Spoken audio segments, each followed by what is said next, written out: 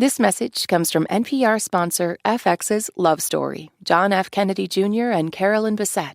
It explores the iconic couple whose fairy tale romance would become a national obsession. Watch now on FX, Hulu, and Hulu on Disney Plus for bundle subscribers.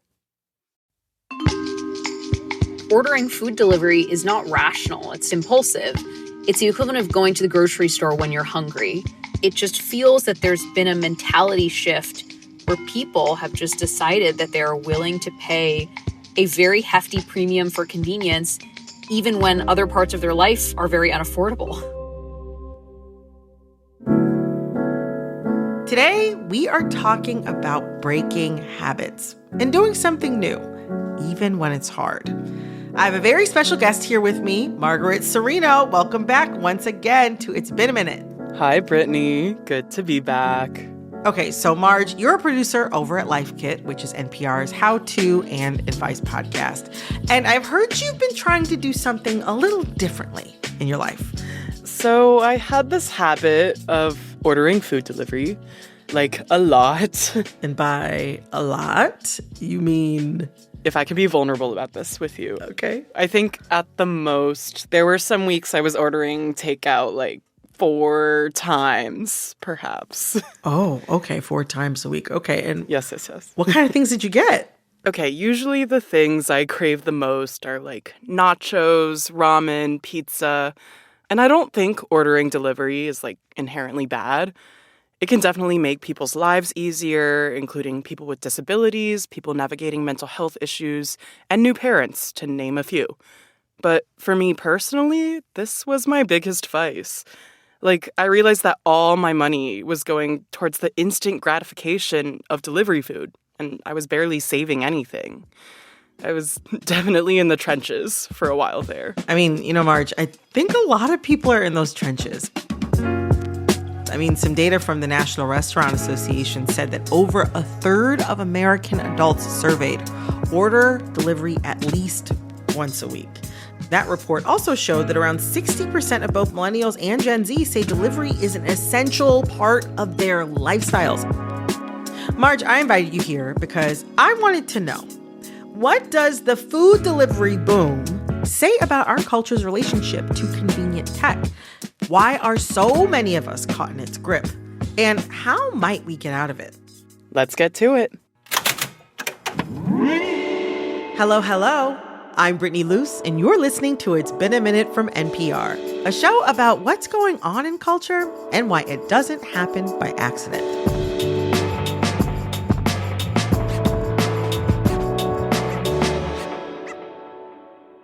Okay, so one of the things that came up around the same time we started talking about this episode was this juicy piece from the New York Times about the food delivery phenomenon. It went kind of viral recently. Have you seen it? Okay, yes, I was sent this. Okay. So it was reported by Priya Krishna. She's a cookbook author and a food reporter for the New York Times. It's called Freedom with a Side of Guilt: How Food Delivery is Reshaping Mealtime. And what was most shocking to me was like the hard numbers for how much people spent in a week on delivery. Like $300, $700 a week. That's like a second rent. Yeah, it's harrowing. But, like, I can't even say anything because I was too scared to look at my own numbers. I don't blame you. 4 times a week. I mean, yeah, that's why I wanted to scale it way back. Like, some truths are hard to confront. Some truths are hard to confront. Well, my producer Liam talked to Priya about who's doing delivery like this. And here's what she said. It's worth noting that, there were people spending hundreds of dollars on delivery that made 6 figures, but there were people spending $100 on delivery that made, $50,000 or less. So it's not as if this is a phenomenon for the rich or the poor. It's not an urban versus rural phenomenon. It's really, you see every type of person from every part of society participating in this economy. She was also careful to point out that it's not like people don't know it would cost less to make something at home, but for the people she interviewed, it comes from a more emotional place. I think the important thing to note is that ordering food delivery is not rational. It's impulsive. As one person I interviewed put it, it's the equivalent of going to the grocery store when you're hungry. What was really surprising was the tension that so many people felt They felt a tremendous amount of guilt for all of the delivery they're ordering. They felt like they knew that drivers are not being paid well. They knew that they had food in the fridge. They knew that they could just walk across the street and go to the restaurant. But it just feels that there's been a mentality shift where people have just decided that they're willing to pay a very hefty premium for convenience, even when other parts of their life are very unaffordable. Marge, is that how you felt? Oh my God, definitely. Like so much guilt and shame for the weirdness of having my food brought to me by a person I would barely interact with. And like I always rationally knew that a lot of delivery food drivers say they're exploited or mistreated by the apps they work for. Sorry, are independent contractors for. Right. And I know companies like DoorDash, Uber Eats, and Grubhub have denied wrongdoing, but all of these companies have had to pay millions of dollars in settlements for alleged wage theft, noncompliance with minimum wage laws, and deceiving workers about the amount of pay.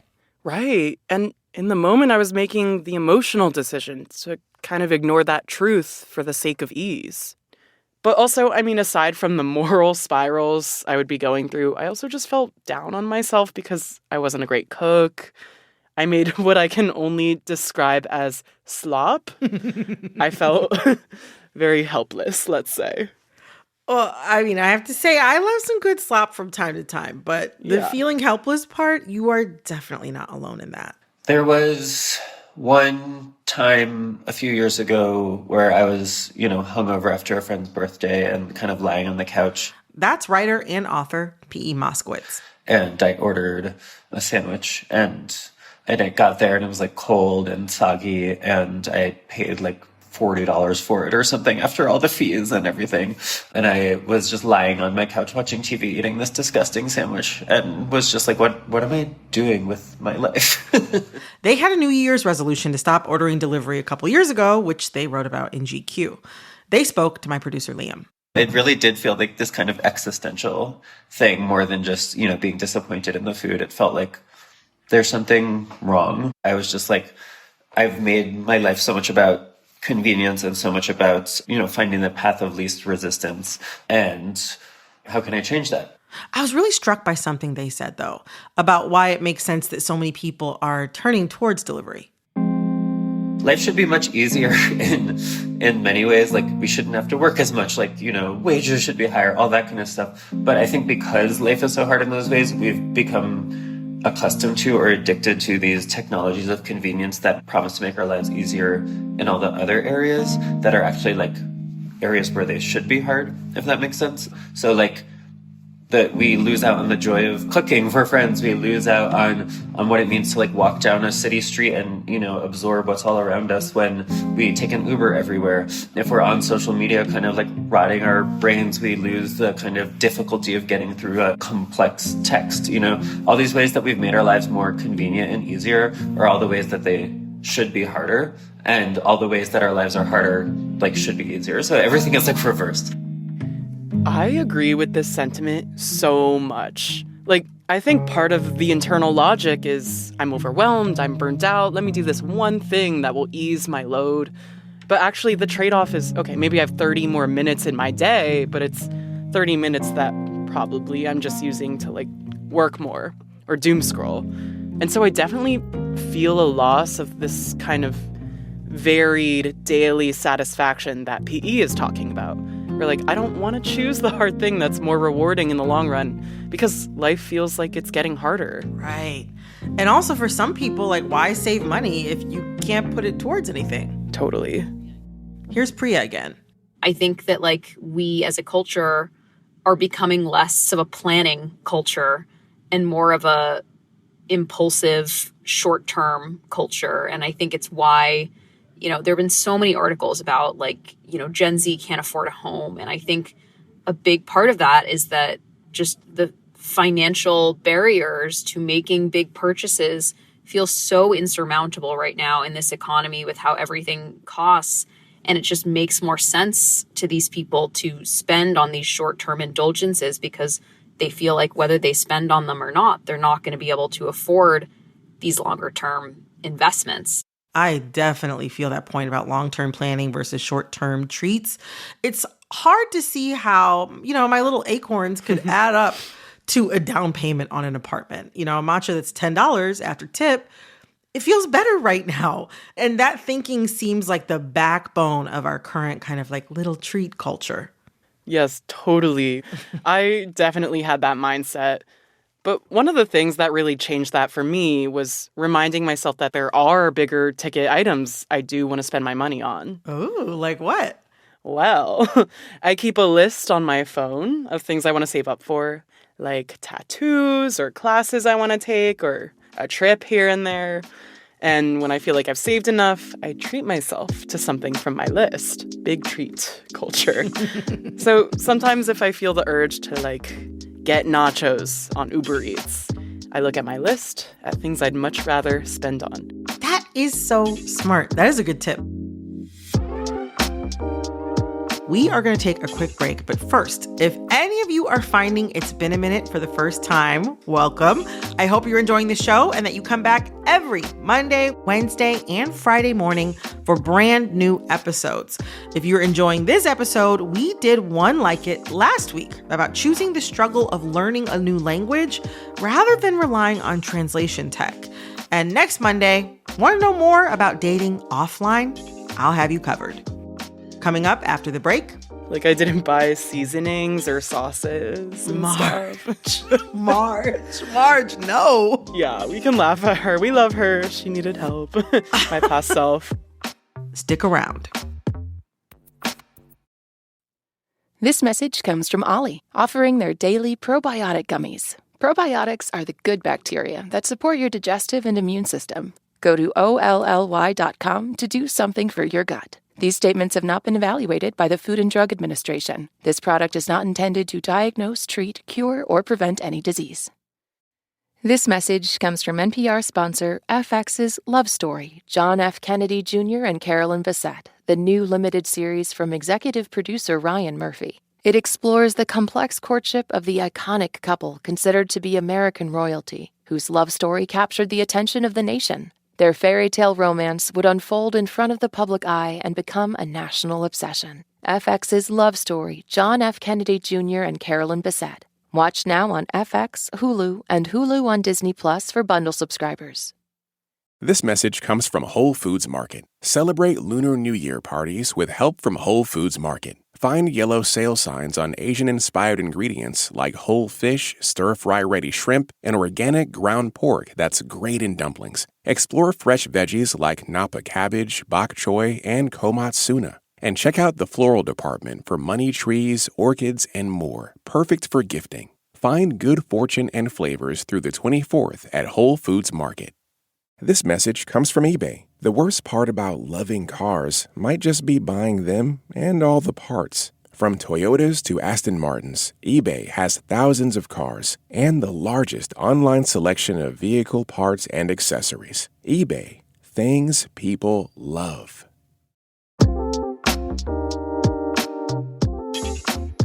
Okay, I want to hear what other strategies you have for making not ordering delivery easier. Yeah, well, going back to the emotional part of delivery, it wasn't just about the convenience aspect for me. I think I also had a sort of complex around, quote, good food and bad food. Like when I went to the grocery store, I'd buy tempeh, brown rice, broccoli. I was my most aspirational self, if you will. Sorry to interject.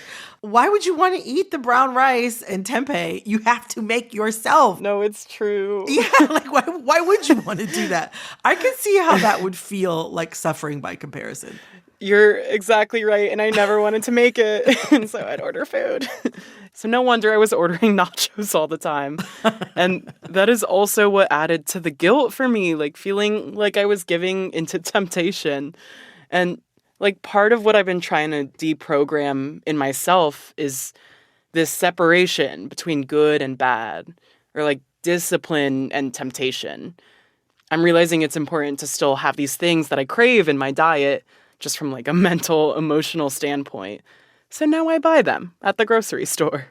Oh, I totally relate to that. I mean, I learned over time I have to buy my degular groceries, of course, and also get a few things that are more exciting, like frozen pizza or like that Trader Joe's orange chicken. Ooh. This is not an ad, by the way, for the orange chicken. I just like it. It's a gold standard meal for many of us. I mean, for good reason, too. I mean, Yeah. like, you make that, some rice, some frozen broccoli, I'm going to town. Okay. So you said earlier that you kind of have a love-hate relationship with cooking. I'm assuming you've been doing more of it now, then. Has it gotten any easier? Here is what's changed. Cooking always felt like maximum difficulty because I used to spend my whole night on one complicated, not good recipe. Yeah, now I have more quick meals in my rotation, ones that feel good to make and eat, like hearty winter veggie stews and noodle dishes. Also, to be vulnerable again, I never used to garnish my food. Like, I didn't buy seasonings or sauces and stuff. Marge, no. Yeah, we can laugh at her. We love her. She needed help. My past self. Whenever I was cooking for myself, it was definitely like fuel. Like I said, it was gym bro slop. But now that I have more intention around cooking, I buy coriander and green onions and sesame seeds and make all my cute lunches look prettier. It's like, wow, I deserve to eat nice food. I love that, though. I love that. And you do. We all do. We all deserve to eat nice food. We really do. Yeah, we really do. And Brittany, to be so real, cooking is still not my favorite thing to do, but it feels like less effort for sure than it has in the past. And I can definitely feel more of the long-term benefits, too, that this short-term effort brings me. Well, I'm glad you bring that up because I was curious about what the benefits are to cooking. And it's not really shocking that it likely improves your diet. So we know from a couple of what we call population level or large survey studies on nutrition that cooking more frequently, especially cooking dinner more at home, is associated. So likely leads to an improvement in people's diet and having more intake of fruits and vegetables, more intake of whole grains. That's Dr. Nicole Farmer. She's a physician scientist at the National Institute of Health's Clinical Center who focuses on dietary behaviors. She spoke to Liam, my producer.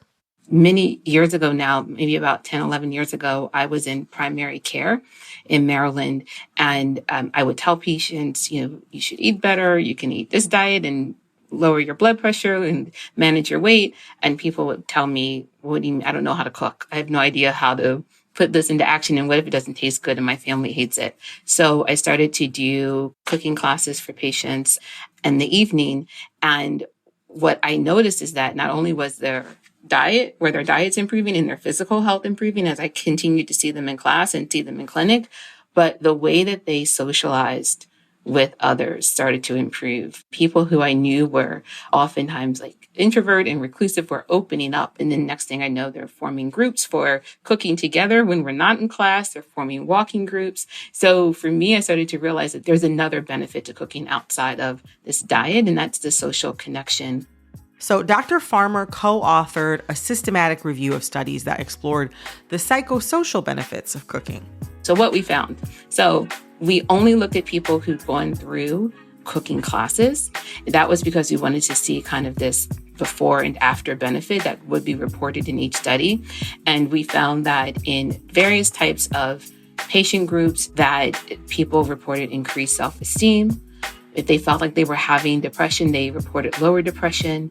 And then people also reported just improvement in social connection. And so if we think about the epidemic of loneliness that has become more apparent and more obvious over the last 5 to 6 years, we can think about cooking as potentially this pro-social behavior.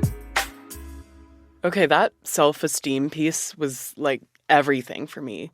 I felt bad that I wouldn't cook and that I wouldn't stop myself from ordering takeout. This habit was making me feel less like a self-sufficient adult and also really reliant on systems I felt guilty for supporting. But now I know, I actually can make something that tastes good and I don't need to pay someone to hand it to me.